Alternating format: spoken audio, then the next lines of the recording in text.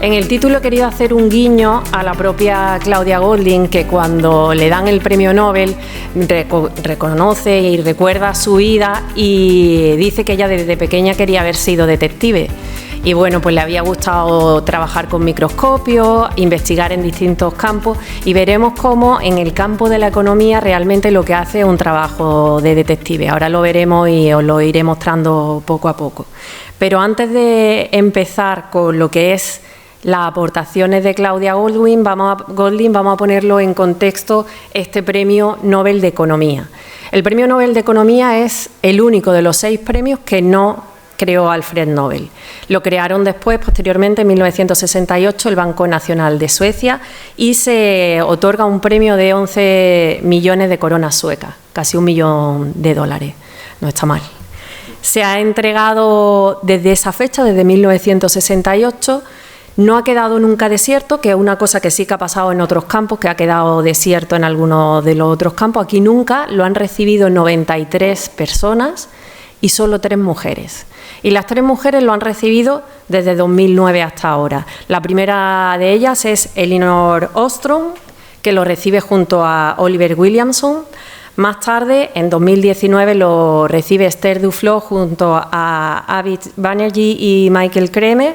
Y Esther Duflo tiene la característica de que es la más joven en recibir este premio Nobel. Lo recibe con 46 años y en la modalidad de economía es la más joven en recibirlo. Y este año se lo dan a Claudia Goldin, que es la primera mujer que lo recibe en solitario.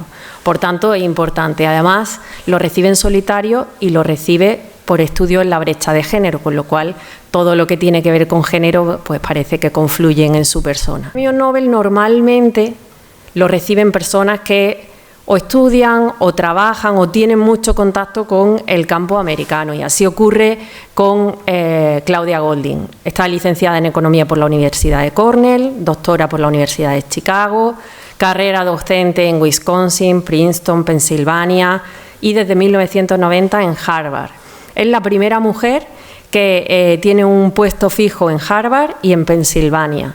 Y en 2019 ganó Fronteras del Conocimiento del BBVA. Como anécdota, así que leyendo su biografía, me hace gracia porque decía que había sido contratada para estudiar la brecha de género en una empresa y había sido contratada junto a otros 2 hombres, y ella había recibido menos dinero que los otros 2 hombres justo por hacer el mismo trabajo, con lo cual ella no solo investiga, sino que experiencia la brecha de género.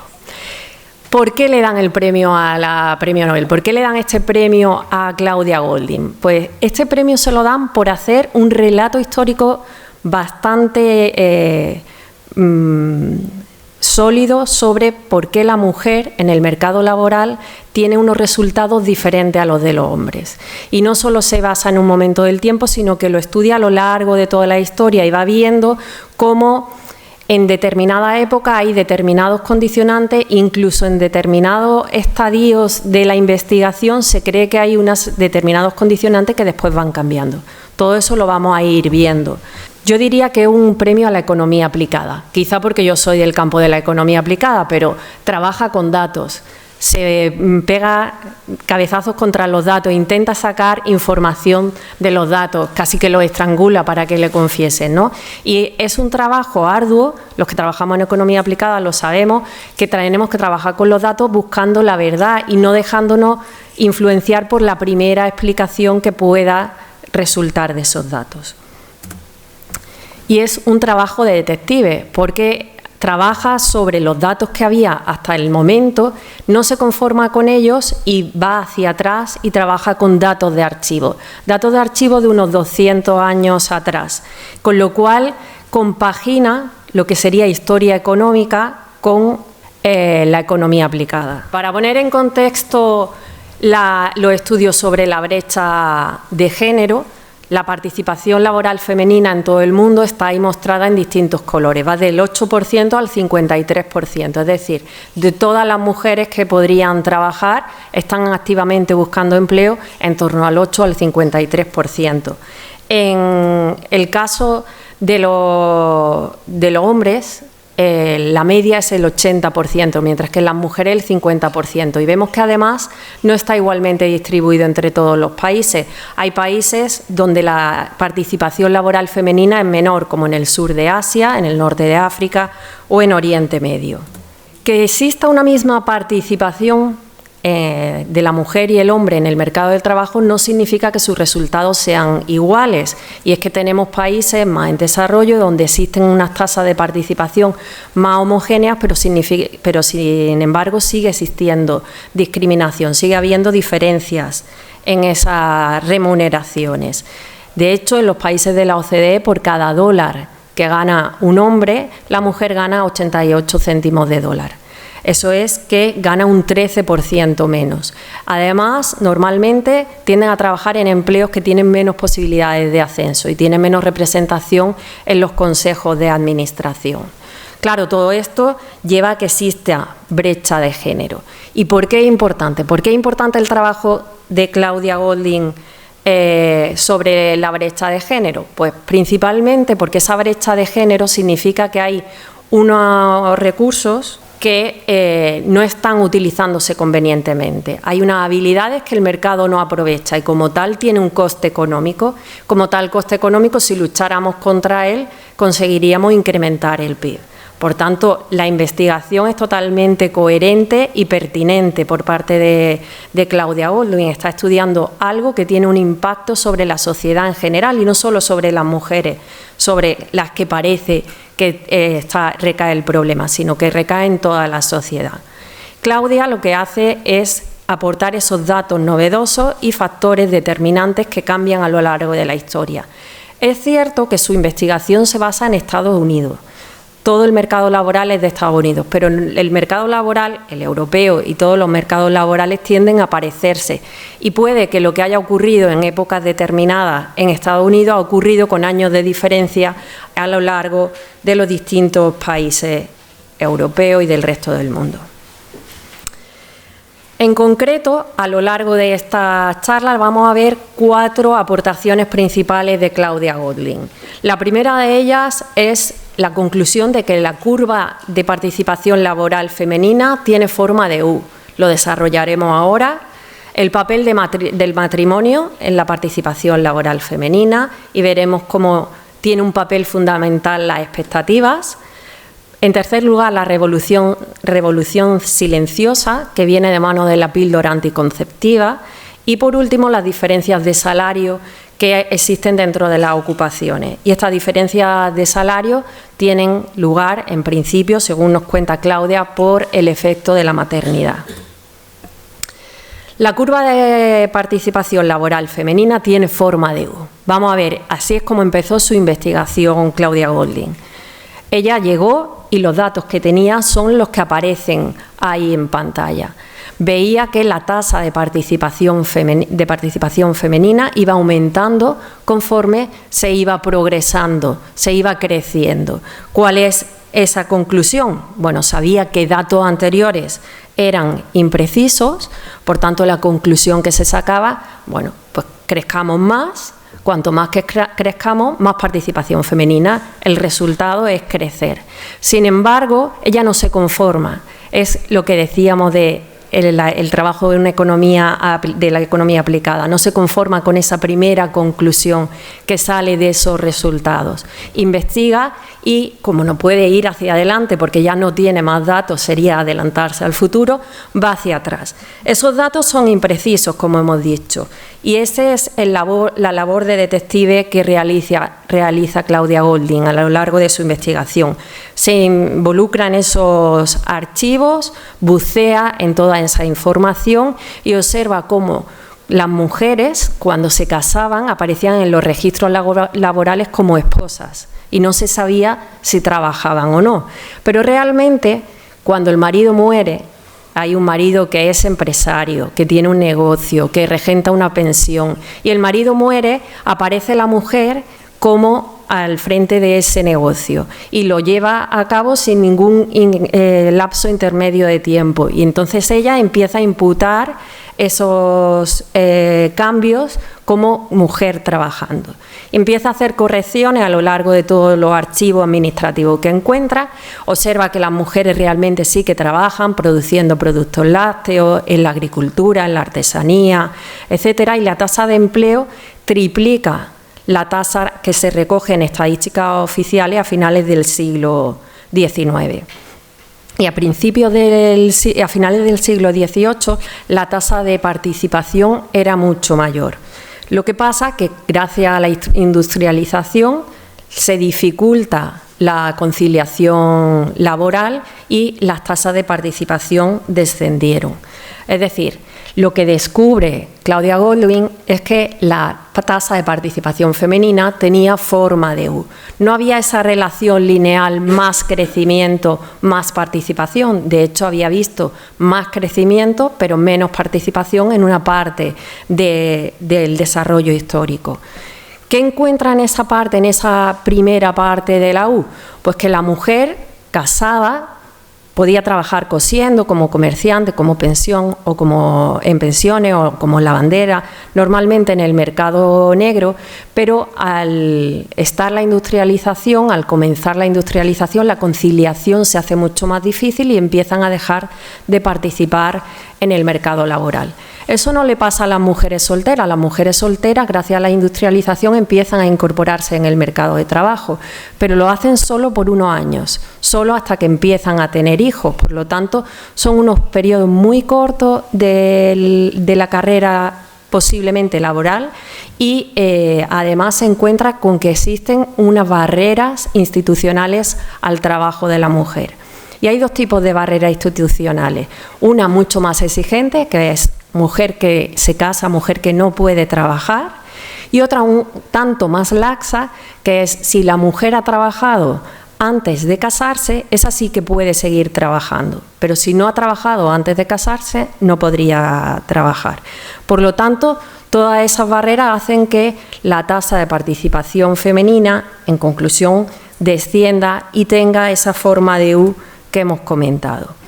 Por tanto, primera aportación relevante desde mi punto de vista, la relación entre tasa de participación y crecimiento no es lineal, existe forma de U, hay una relación que va más allá del simple crecimiento. Por tanto, ese crecimiento que apuntaba como primera razón por la que la mujer tiene un resultado diferente en el mercado de trabajo, no es así, lo descubre y sigue trabajando.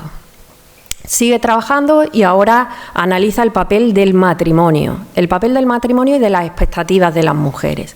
Hemos visto anteriormente cómo las mujeres trabajaban poco, sus tasas de participación eran muy bajas a principios del siglo XX. Las tenemos ahí reflejadas en ese primer periodo. Vemos cómo los hombres, que es la línea horizontal que aparece ahí arriba pegada al 100%, no está en el 100% realmente, esa es la tasa de participación masculina. Veis que a lo largo de todo el siglo XX se mantiene casi horizontal. En cambio, la mujer sí que cambia su tasa de participación. Son hombres entre 25 y 44 y debajo tenéis las mujeres entre 25 y 44 años y las casadas en la línea inferior.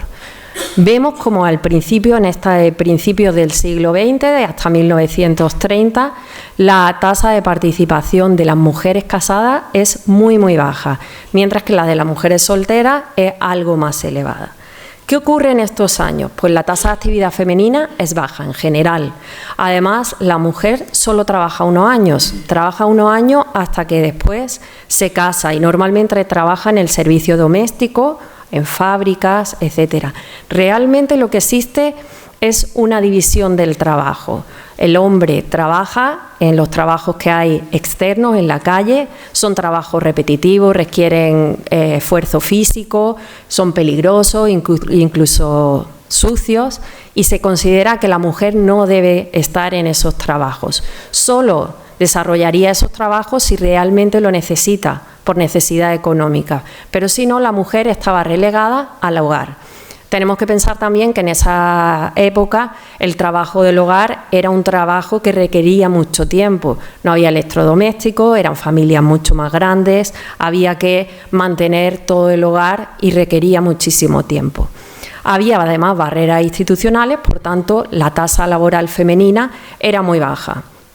Y todo esto la mujer lo ve en el mercado de trabajo y observa y dice, bueno, pues no me compensa educarme, voy a trabajar solo unos años, solo si lo necesito, y en cuanto tenga hijos yo ya no voy a ejercer ninguna labor en el mercado de trabajo, por tanto no voy a invertir tanto en educación.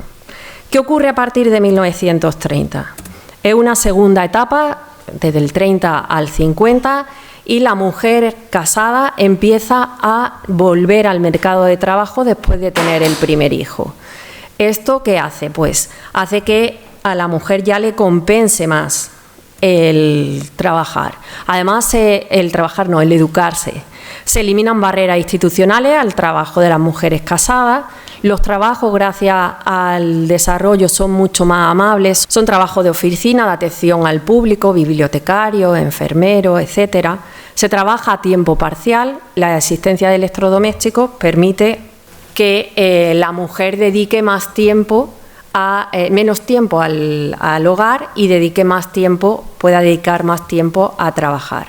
Pero claro, la mujer se va a incorporar al mercado de trabajo en un momento en el que todavía no se había educado, con lo cual pasa una generación completa que tiende a volver al mercado de trabajo con una baja educación porque había subestimado sus posibilidades de trabajo, y son las generaciones, las que son adolescentes en esos años, las que observan que es necesario educarse más para poder tener mejor trabajo. Por tanto, es a partir de esta época en la que las mujeres empiezan a incrementar su educación.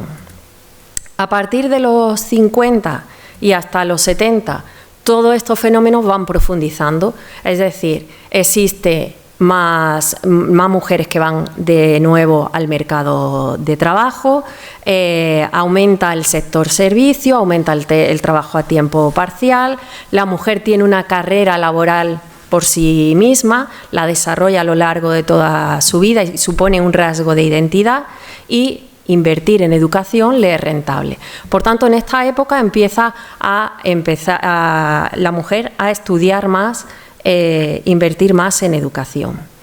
Pero los cambios en el mercado laboral no se ven tan rápido como yo lo he contado, porque a la vez que una generación observa que la generación que le precede, sus madres, se están incorporando al mercado de trabajo, es cuando ellas estudian. Deben pasar 15, 20 años más para que ellas vayan al mercado de trabajo teniendo más educación. Y además, en un momento del tiempo conviven en el mercado laboral distintas cohortes de edad, con lo cual no se observa una masa de mujeres mucho más educadas hasta que pasan muchos años. Por tanto, todos los cambios que se van produciendo son cambios lentos, igual que los que se producirán a partir de ahora.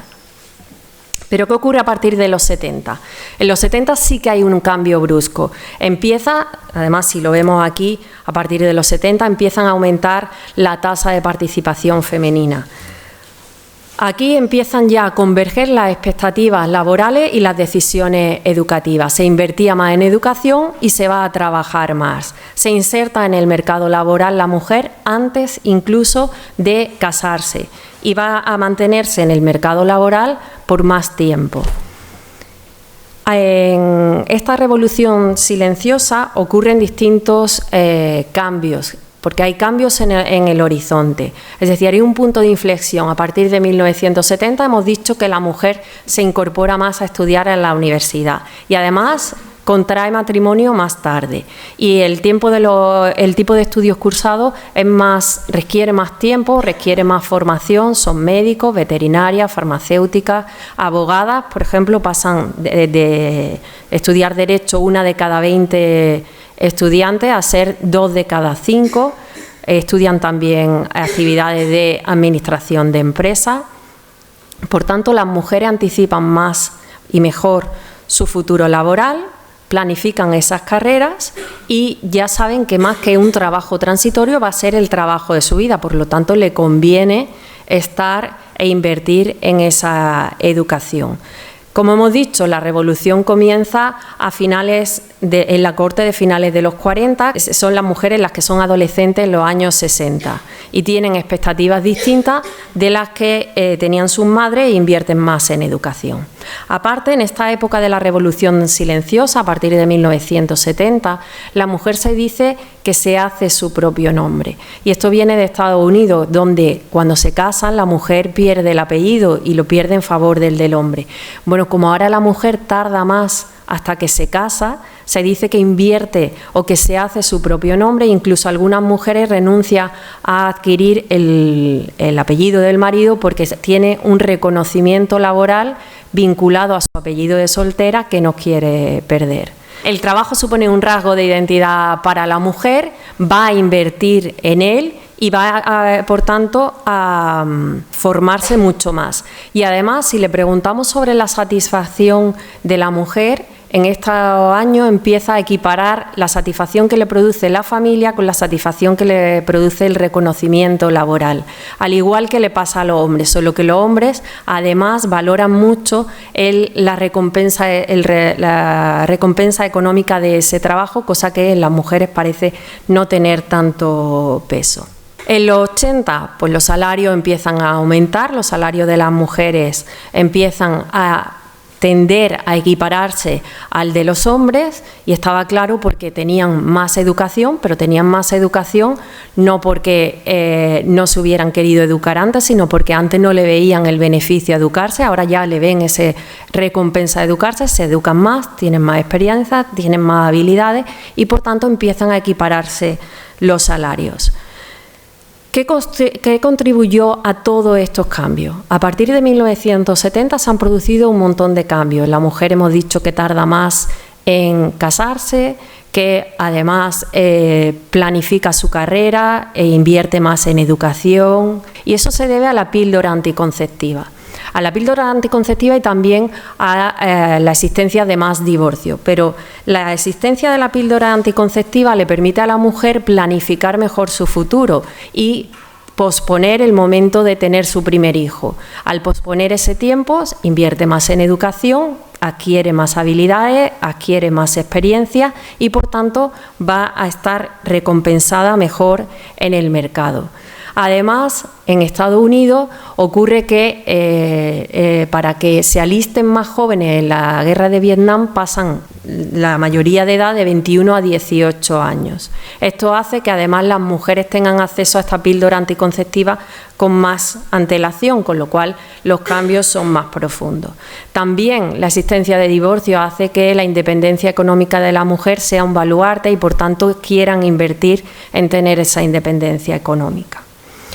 A día de hoy, ¿qué nos encontramos? Pues que las mujeres están más educadas, incluso más que los hombres en los países desarrollados. Hay una legislación contra la discriminación salarial, por tanto no debería haber diferencias de salario entre hombres y mujeres, sin embargo sigue existiendo una brecha salarial. Incluso si controlamos en los trabajos por el nivel de estudio, por el sector en el que se trabaja, por el nivel de responsabilidad o por el tamaño de la empresa. Y Claudia Goldin estudia qué es lo que hay detrás de esta brecha salarial que sigue persistiendo en el tiempo y nos dice que es la maternidad. Si observamos a un hombre y una mujer al principio de su carrera laboral, sus trayectorias son muy paralelas, apenas existen diferencias salariales. Sin embargo, en el momento que nace el primer hijo es donde las trayectorias laborales se separan y empieza a haber diferencias. La mujer suele ser la que demanda mayor flexibilidad en el mercado de trabajo. Son trabajos que, si bien requieren presencialidad, la mujer va a requerir mayor flexibilidad. Las mujeres asumen el cuidado de los hijos y piden reducciones horarias. Y esto es unas circunstancias que ocurren en todos los países desarrollados. Por tanto, esa mayor flexibilidad demandada por las mujeres que no supone que existan diferencias de salarios, sí que se remunera diferentemente un puesto de trabajo si se requiere flexibilidad o no, porque no se paga proporcionalmente a ese nivel de presencialidad que se demanda. Por tanto, esa flexibilidad va en contra de salarios más altos, mayores responsabilidades, mayores posibilidades de ascenso.